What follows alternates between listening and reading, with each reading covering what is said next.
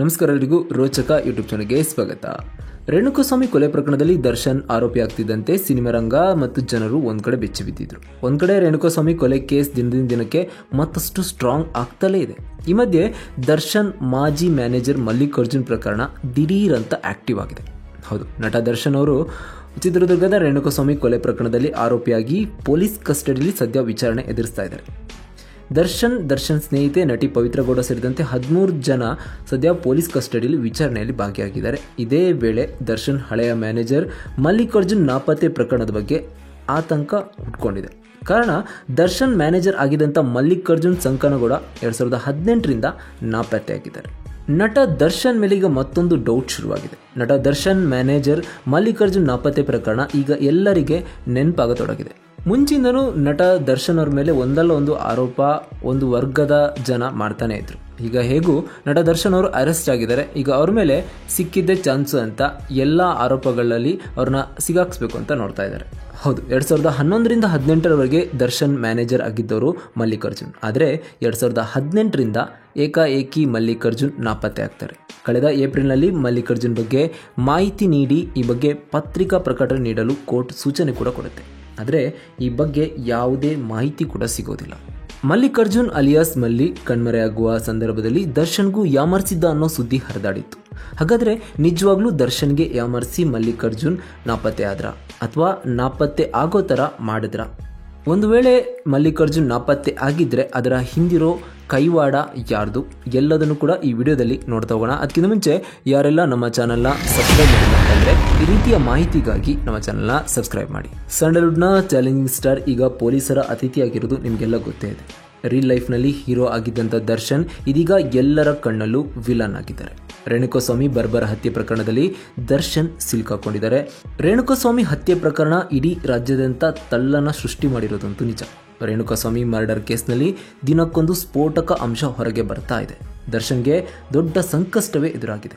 ಹೀಗಿರುವಾಗಲೇ ದರ್ಶನ್ ಅವರ ಹಳೆ ಮ್ಯಾನೇಜರ್ ನಾಪತ್ತೆ ಪ್ರಕರಣವು ಹಲವು ಅನುಮಾನಗಳನ್ನ ಹುಟ್ಟುಹಾಕಿದೆ. ರೇಣುಕಾಸ್ವಾಮಿ ಕೊಲೆ ಕೇಸ್ನಲ್ಲಿ ದರ್ಶನ್ ಸಿಲುಕಿದ ಬಳಿಕ ಮಲ್ಲಿಕಾರ್ಜುನ್ ನಾಪತ್ತೆ ಪ್ರಕರಣ ಮುನ್ನೆಲೆಗೆ ಬಂದಿದೆ. ದಶಕದ ಹಿಂದೆ ದರ್ಶನ್ಗೆ ಮಲ್ಲಿಕಾರ್ಜುನ್ ಅಲಿಯಾಸ್ ಮಲ್ಲಿ ಎಂಬುವರು ಮ್ಯಾನೇಜರ್ ಆಗಿದ್ರು. ದರ್ಶನ್ ಡೇಟ್ಸ್ ಅನ್ನ ಮಲ್ಲಿಕಾರ್ಜುನ್ ಮ್ಯಾನೇಜ್ ಮಾಡ್ತಾ ಇದ್ರು. ದರ್ಶನ್ಗೆ ಸಂಬಂಧಿಸಿದಂಥ ಕೆಲ ವ್ಯವಹಾರಗಳನ್ನ ಮಲ್ಲಿಕಾರ್ಜುನ್ ನೋಡ್ಕೊಳ್ತಾ ಇದ್ರು. ಕೆಲವು ಸಿನಿಮಾಗಳನ್ನ ಮಲ್ಲಿಕಾರ್ಜುನ್ ವಿತರಣೆ ಕೂಡ ಮಾಡಿದ್ರು.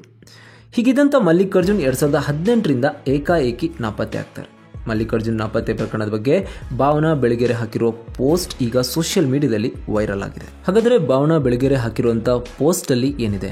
ಕಾಣೆಯಾದ ಮಲ್ಲಿ ಎಲ್ಲಿ? ಮಲ್ಲಿಕಾರ್ಜುನ್ ಎನ್ನುವ ವ್ಯಕ್ತಿ ಈತನ ಮ್ಯಾನೇಜರ್ ಆಗಿದ್ದವರು 2013ರಲ್ಲಿ ಬೃಂದಾವನ ಎಂಬ ಸಿನಿಮಾ ರಿಲೀಸ್ ಆಗಿ ತೋಪೆದ್ದು ಹೋಯಿತು. ಅನಂತರ ಬಂದ ಕೆಲವು ಚಿತ್ರಗಳು ಸಹ ಈ ಸಾಲಿನಲ್ಲಿ ಸೇರಿದ್ದವು. ಹೀಗೆ ತೋಪೆದ್ದ ಸಿನಿಮಾಗಳನ್ನ ಥಿಯೇಟರ್ನಲ್ಲಿ ಓಡಿಸೋಕೆ ಈ ಮಲ್ಲಿ ಹಲವಾರು ನಿರ್ಮಾಪಕರ ಹತ್ತಿರ ದರ್ಶನ್ ಡೇಟ್ ಕೊಡಿಸ್ತೇನೆ ಅಂತ ಹೇಳಿ ಹಣ ಪಡೆದುಕೊಳ್ತಾರೆ. ಇದರ ಮೊತ್ತವೇ ಸುಮಾರು 20ರಿಂದ 30 ಕೋಟಿ. ಈ ರೀತಿ ಹಣ ವಸೂಲಿ ಮಾಡುವಂತೆ ಹೇಳಿದ್ದು ಈ ದರ್ಶನ್. ನಂತರ ಹಣ ಕೊಟ್ಟು ನಿರ್ಮಾಪಕರು ಡೇಟ್ ಕೊಡಿ ಇಲ್ಲ ಹಣ ವಾಪಸ್ ಕೊಡಿ ಎಂದು ಹೇಳಿದಾಗ ನನ್ನ ಹತ್ರ ಕೊಟ್ಟ ದುಡ್ಡು ತಿರುಪತಿ ಹುಂಡಿಗೆ ಹಾಕಿದ ಹಾಗೆ. ಇಷ್ಟಕ್ಕೂ ನನ್ನ ಹತ್ರ ದುಡ್ಡು ಕೊಟ್ರಾ? ಮಲ್ಲಿ ಹತ್ರ ತಾನೇ ದುಡ್ಡು ಕೊಟ್ಟಿದ್ದು, ಅವನನ್ನೇ ಹೋಗಿ ಕೇಳಿ ಎಂದು ನಿರ್ಮಾಪಕರಿಗೆ ಧಮಕಿ ಹಾಕಿ ಓಡಿಸ್ತಾನೆ. ವಿಷಯ ಗೊತ್ತಾಗಿ ಮಲ್ಲಿ ಇಂದಿಗೂ ಎಲ್ಲಿದ್ದಾನೆಂಬುದು ಪತ್ತೆ ಇಲ್ಲ. ಈ ರೀತಿಯಾಗಿ ಹಾಯ್ ಬೆಂಗಳೂರು ಪತ್ರಿಕೆಯಲ್ಲಿ ಬಂದಿರುವ ವರದಿಯನ್ನು ಪೋಸ್ಟ್ ಹಾಕಿ ನಮ್ಮಲ್ಲೇ ಮೊದಲು ಇದು ಹಾಯ್ ತಾಕತ್ ಅಂತ ಬರೆದುಕೊಂಡಿದ್ದಾರೆ. ಹಾಗಾದರೆ ಯಾರು ಈ ಮಲ್ಲಿಕಾರ್ಜುನ್? ಗದಗ ಮೂಲದ ಮಲ್ಲಿಕಾರ್ಜುನ್ ಅವರ ಪೂರ್ಣ ಹೆಸರು ಮಲ್ಲಿಕಾರ್ಜುನ್ ಬಿ ಸಂಕನಗೌಡರ್. ಹಲವು ವರ್ಷಗಳ ಕಾಲ ದರ್ಶನ್ಗೆ ಮಲ್ಲಿಕಾರ್ಜುನ್ ಮ್ಯಾನೇಜರ್ ಆಗಿದ್ರು. ದರ್ಶನ್ ಅವರ ಕಾಲ್ ಶೀಟ್ ಸಂಭಾವನೆಯನ್ನು ಮಲ್ಲಿಕಾರ್ಜುನ್ ಮ್ಯಾನೇಜ್ ಮಾಡ್ತಾ ಇದ್ರು. ಈ ಮಧ್ಯೆ ಚಿತ್ರ ನಿರ್ಮಾಣ ಹಾಗೂ ವಿತರಣೆಗೂ ಕೂಡ ಮಲ್ಲಿಕಾರ್ಜುನ್ ಕೈ ಹಾಕಿದ್ರು. ರಾಕಿಂಗ್ ಸ್ಟಾರ್ ಯಶ್ ನಟನೆಯ ಮೊದಲ ಸಲ ಚಿತ್ರಕ್ಕೆ ಮಲ್ಲಿಕಾರ್ಜುನ್ ಸಹ ನಿರ್ಮಾಪಕರಾಗಿದ್ದರು. ಇನ್ನು ದರ್ಶನ್ ಒಡೆತನದ ಪ್ರೊಡಕ್ಷನ್ ಸಂಸ್ಥೆ, ಅದರ ಜೊತೆಗೆ ತೂಗುದೀಪ ಡಿಸ್ಟ್ರಿಬ್ಯೂಟರ್ ಉಸ್ತುವಾರಿ ಕೂಡ ಮಲ್ಲಿಕಾರ್ಜುನ್ ವಹಿಸಿಕೊಂಡಿದ್ರು. ಇನ್ನು ಮಲ್ಲಿಕಾರ್ಜುನ್ ಮೇಲೆ ಆರೋಪಗಳ ಸುರಿಮಳೆನೇ ಇದೆ. ಮಲ್ಲಿಕಾರ್ಜುನ್ ವಿರುದ್ಧ 10 ಕೋಟಿ ರೂಪಾಯಿ ಸಾಲದ ಆರೋಪ ಇದೆ. ದರ್ಶನ್ಗೆ ಕಾಲ್ ಶೀಟ್ ಕೊಡಿಸುವ ನೆಪದಲ್ಲಿ ಹಲವು ನಿರ್ಮಾಪಕರಿಂದ ಮಲ್ಲಿಕಾರ್ಜುನ್ ಹಣ ಪಡೆದಿದ್ದಾರೆ ಎಂಬ ಆರೋಪ ಇದೆ. ದರ್ಶನ್ಗೂ ಮಲ್ಲಿಕಾರ್ಜುನ್ ಯಾಮಾರಿಸಿದ್ದಾರೆ ಎಂಬ ಆರೋಪ ಇದೆ. ಮೊದಲ ಸಲ ನಿರ್ಮಾಪಕ ಯೋಗೇಶ್ ನಾರಾಯಣ್ಗೆ ಮಲ್ಲಿಕಾರ್ಜುನ್ ವಂಚನೆ ಮಾಡಿದ್ದಾರೆ ಎಂದು ವರದಿ ಕೂಡ ಆಗಿದೆ. ಇನ್ನು ಪ್ರೇಮ ಬರ ಸಿನಿಮಾದ ವಿತರಣೆಯಲ್ಲಿ 1 ಕೋಟಿ ರೂಪಾಯಿ ವಂಚಿಸಿದ ಬಗ್ಗೆ ಮಲ್ಲಿಕಾರ್ಜುನ್ ವಿರುದ್ಧ ಅರ್ಜುನ್ ಸರ್ಜಾ ದೂರು ಕೂಡ ಕೊಟ್ಟಿದ್ದಾರೆ.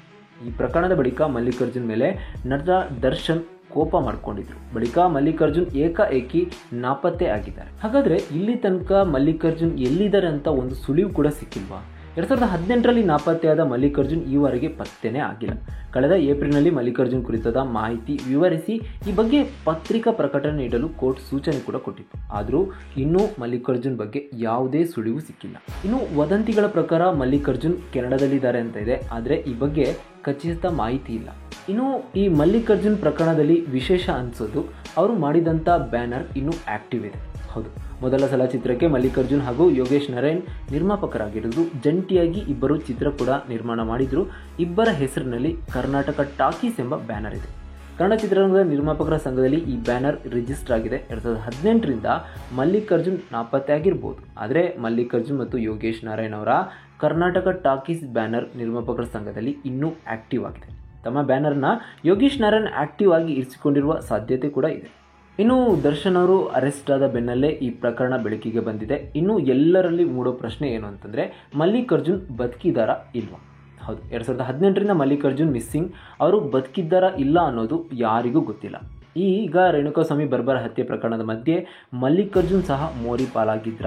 ಅಶ್ಲೀಲವಾಗಿ ಮೆಸೇಜ್ ಮಾಡಿದ್ದಕ್ಕೆ ರೇಣುಕಾಸ್ವಾಮಿಯನ್ನು ಹುಡುಕಿಸಿದ್ದಾರೆ. ಇನ್ನು ಕೋಟಿಗಟ್ಟಲೆ ಮೋಸ ಮಾಡಿರುವ ಮಲ್ಲಿಕಾರ್ಜುನನ್ನು ಯಾಕೆ ಹುಡುಕಿಸಿಲ್ಲ, ಇವರಿಗೆ ಯಾಕೆ ಒಂದು ಸುಳಿವು ಕೂಡ ಸಿಕ್ಕಿಲ್ಲ ಎಂಬ ಪ್ರಶ್ನೆಗಳು ಸೋಷಿಯಲ್ ಮೀಡಿಯಾದಲ್ಲಿ ಕೇಳಿ ಬರ್ತದೆ. ಇದಕ್ಕೆಲ್ಲ ಉತ್ತರ ಯಾವಾಗ ಸಿಗುತ್ತೋ ಗೊತ್ತಿಲ್ಲ. ಇನ್ನು ಇದರ ಬಗ್ಗೆ ನಿಮ್ಮ ಅನಿಸಿಕೆ ಮತ್ತು ಅಭಿಪ್ರಾಯ ಏನು ಎಂಬುದನ್ನು ನಮಗೆ ಕಮೆಂಟ್ ಮೂಲಕ ತಿಳಿಸಿ. ಧನ್ಯವಾದಗಳು.